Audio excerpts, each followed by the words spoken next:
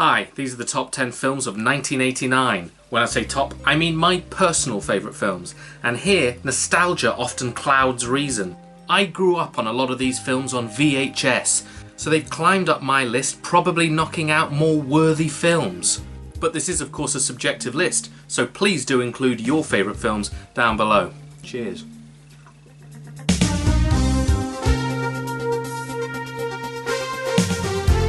In at number 10, Bill and Ted's Excellent Adventure. Yes, knocking out such powerful and important films as My Left Foot and City of Sadness is this film about two Californian dudes travelling through time in a phone box. No way. Yes way, Ted! Alex Winter and Keanu Reeves are utterly lovable as two stupid school kids who are destined to unite the world with their music in the future. And they're joined by stand-up great George Carlin, playing a man sent back in time to ensure that they pass their history class. The guys pick up historical characters with the intention of bringing them back to the future to appear in a school presentation. It's utter fucking nonsense, but revels in that. In what other sort of film could you have Genghis Khan pull Abraham Lincoln into a telephone box? It treats the past with complete irreverence. It's an 80s treatment of history. The moral philosopher Socrates, who would be sentenced to death and forced to drink poison, is shown as a total moron, who they refer to as Socrates. You got Joan of Arc loving 80s style exercise, and my personal favourite character assassination would be of Napoleon Bonaparte. Piggy, Ziggy Piggy, Ziggy Piggy.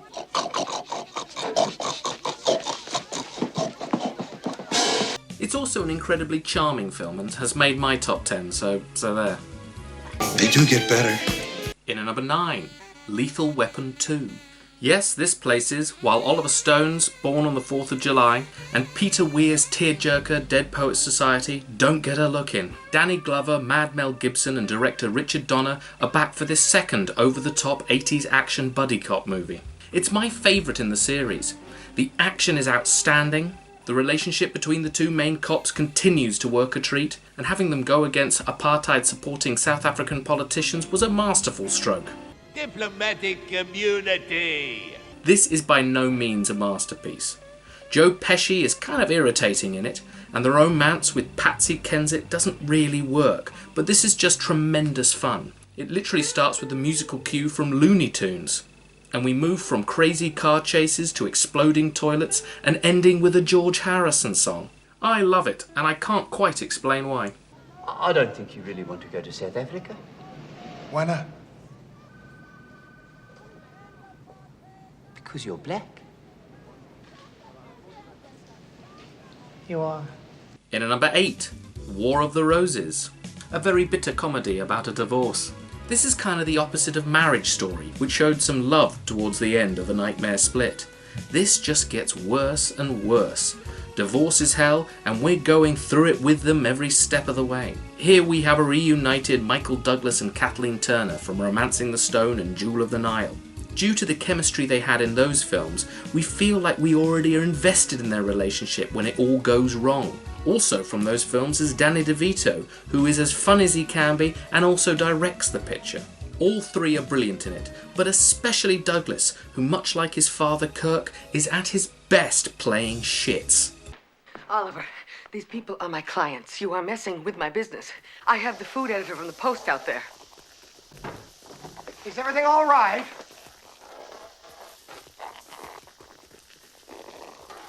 I would never humiliate you like this. You're not equipped to, honey. In at number 7, Crimes and Misdemeanors. Well, we're keeping with the bitter comedies with this very bleak Woody Allen picture. So many films are brilliant up until their endings, where a failed landing lets the whole thing down. Well, this is kind of the opposite. Most of the film is typical Allen fare. Older men having affairs with maybe a few mob interactions thrown in for good measure. There are two stories going on at once that are barely connected. In one, Allen plays a documentary filmmaker who begins an affair with a producer as he works on a documentary about his shallow brother-in-law.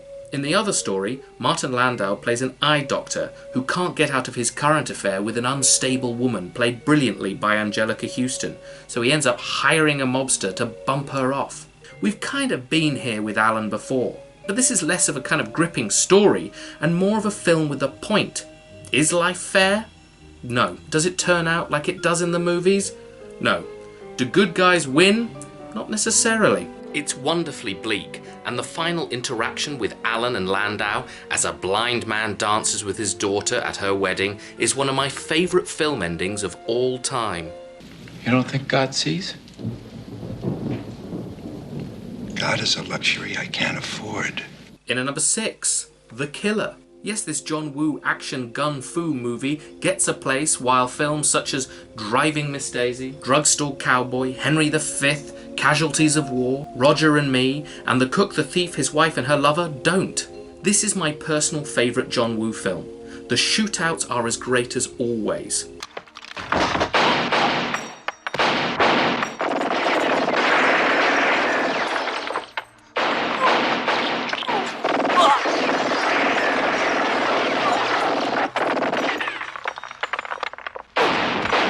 Chow Yun-fat is effortlessly cool again, the themes of brotherhood are here again, but the thing I really love is how it captures so much of what is great about Hong Kong, a place I have always been drawn back to. The tall thin trams, the neon, the beaches and the chaos. My lord, I love this film. We follow a cop who's on the hunt for a master assassin, but he soon learns to respect this killer with a moral code. A killer dating a blind nightclub singer. A killer looking to take out the people who wronged him and her.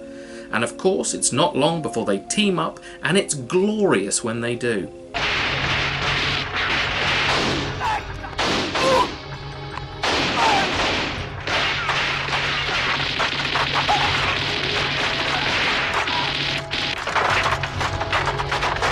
With Woo, Jackie Chan and Wong Kar-wai making movies there in the late 80s and early 90s, Hong Kong cinema had a unique, irresistible energy to its movies of that period.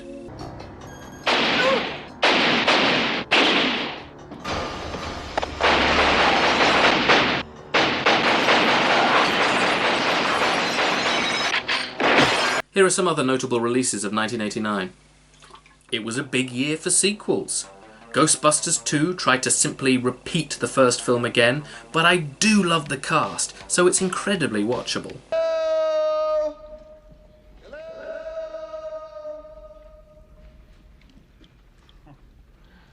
Hey! Hello? Back to the Future 2 took us to the future of 2015, a dystopian alternative reality bizarrely predicting our future quite accurately, and back to the first film again in a very fun, kind of messy, inventive way. Star Trek V, The Final Frontier, had both a minuscule budget and Shatner as director, making this one of the very worst Trek movies.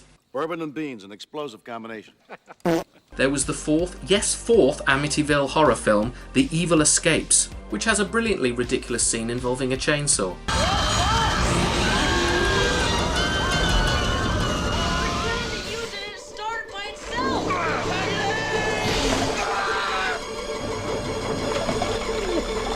How can machines turn on themselves?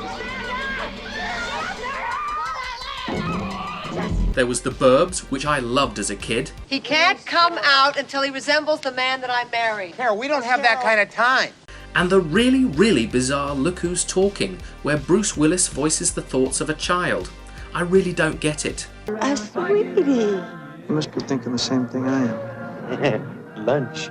It wasn't the only bizarre comedy. There was Peter Jackson's adult comedy with puppets, Meet the Feebles. I'm hot, Fletch, but not the way you think. We also had the anthology movie New York Stories, which was very up and down, but did feature a good Scorsese short. James Cameron released The Abyss, which first showed his love for all things water. Kevin Costner built It So They Came in Field of Dreams. If you build it, he will come. If you build what, who will come? I think I know what "if you build it, he will come" means. Ooh, why do I not think this is such a good thing? Daddy, there's a man out there on your lawn. Ron Howard's Parenthood had a great cast and some fantastic gags.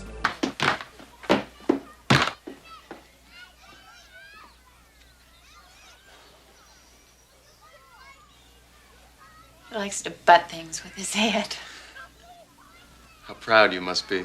There was also the inventive film Honey, I Shrunk the Kids. Did you report some missing children? Oh, there must be some mistake. Ours are in the backyard. Right, honey? Honey, I Shrunk the Kids. In terms of action, Timothy Dalton returned as Bond in the most violent 007 film, License to Kill.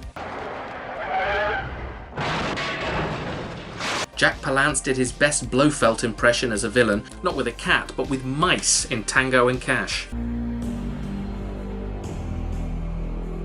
Aren't they beautiful?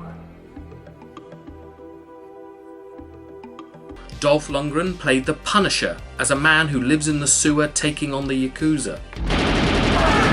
Patrick Swayze starred in Roadhouse.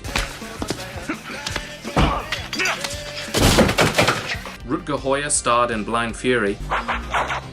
Rutger Hauer. I also do circumcision. Blind Fury. And Michael Douglas starred in Black Rain. There was also a Japanese film called Black Rain the same year, which had far more reason to be called that and is a better movie. Also from Japan was Violent Cop, about a violent cop.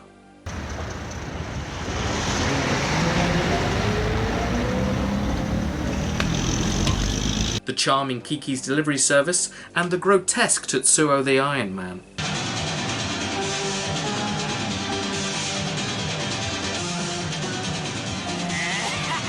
Jodorowsky's Santa Sangre had to be the strangest film of the year.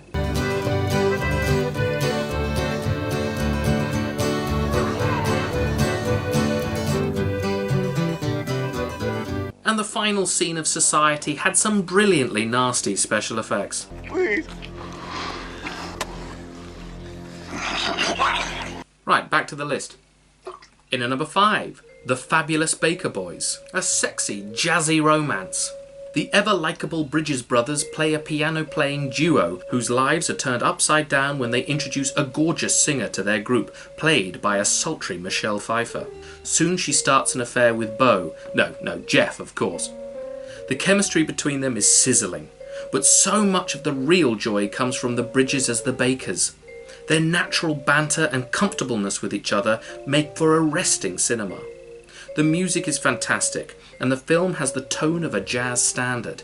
All a little tragic. We're a little different. I was 11, Jack was 7. About the only one that would listen to us was the family cat, Cecil. Each one of the three has different goals and seem unlikely to achieve them. It's a beautifully downbeat picture. Thank you, mahalo, and that concludes our show for this evening. Jack and I only hope that you enjoyed yourselves as much as we did. And,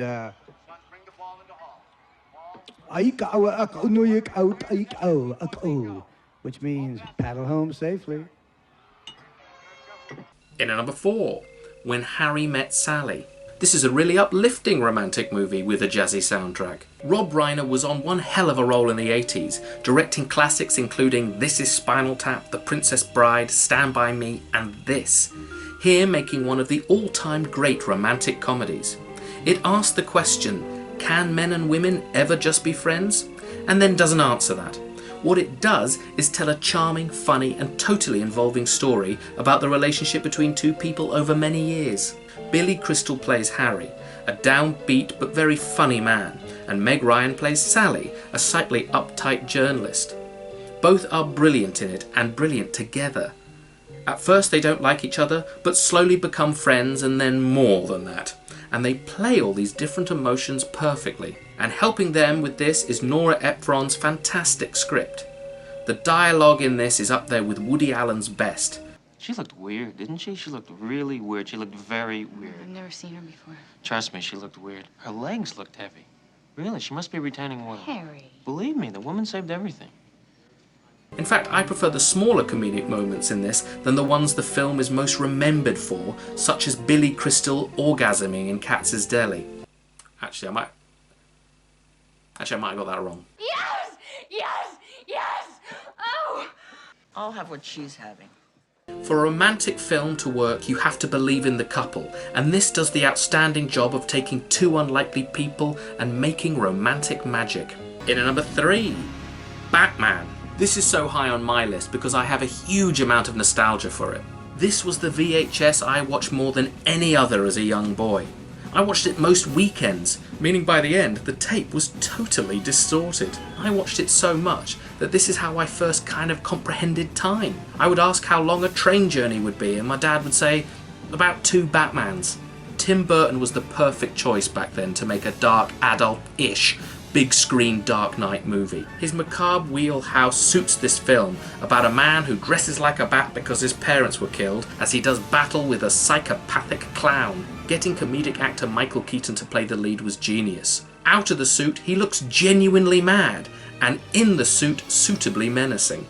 But stealing the show is Jack Nicholson as the Joker.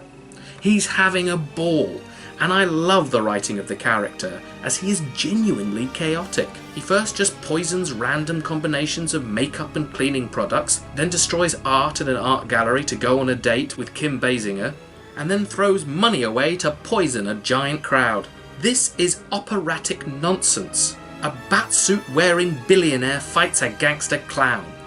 Later, Christopher Nolan would take a serious approach to this very same story, and that worked brilliantly. But as a kid, I couldn't get enough of this over-the-top, nasty comic book movie. Danny Elfman's score is rousing, and in my mind has never been bettered.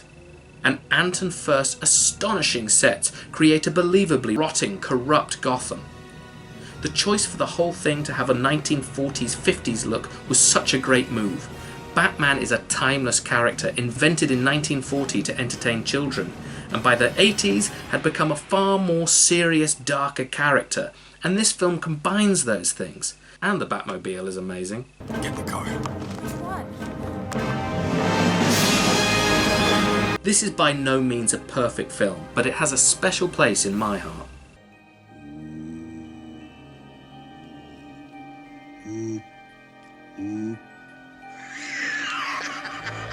In at number 2, Indiana Jones and the Last Crusade. This third Indiana Jones film is the most funny and most moving of his adventures. Spielberg is firing on all cylinders here. It looks spectacular, the action is astonishing, and the cast is spellbinding. Harrison Ford is once again magnificent as Jones, and joining him in one of his finest performances is Sean Connery. I'm here to save you. Oh yeah? And who's gonna come to save you, Junior? I told you.